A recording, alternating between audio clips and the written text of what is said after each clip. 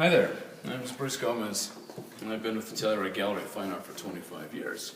I'm working on a piece, as you can see this right here, a piece that I had shot a couple of years ago, and I finally feel like I'm in this point in my maturation process where I figured out how to layer these oranges and these purples together. I've been studying for this piece for 2 years to get it right. I've done it twice before, but I think I got it. First of all, I worked on 140-pound cold-pressed watercolor paper.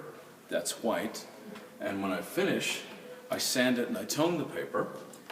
And you can even see some of the, hey, watch this. The paper is that color underneath.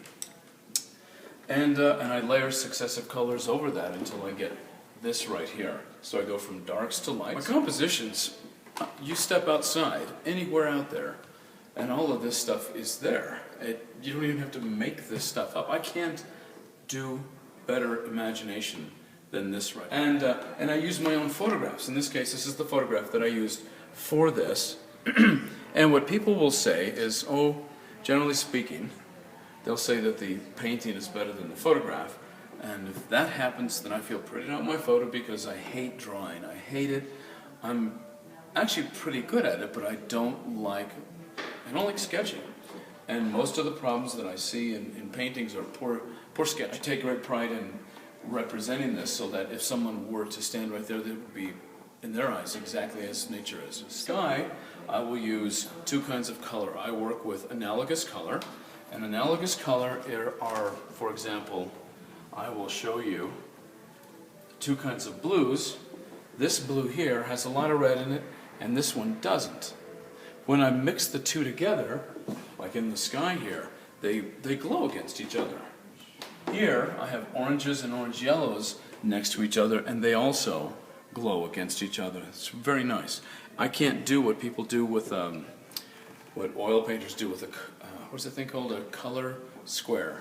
A color round thing. Pastels don't work the same. But I like most of the seasons here. They each have their own challenge. Right now, I have been trying to figure out how to make my fall foliage more convincing, a little more yellow.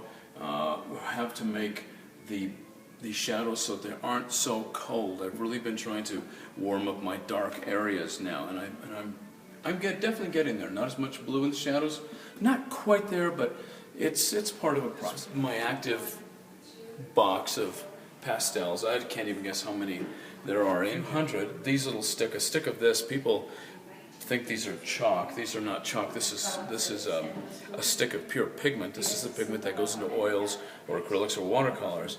And a stick like this that were chalk that costs, I don't know, a dime. This costs about $5. Lasts as long as oils. It'll last as long as anything. To me, this is all about emotion. It's all about how I felt when the sun came through right here, and just this sort of visceral charge of energy, emotion. When this light hits my face, hits the tops here, the blues and the Wilsons come out.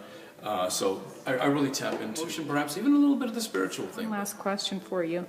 I see here that you've written. What have I written here? Please do not touch. Does that refer to you or to the paintings?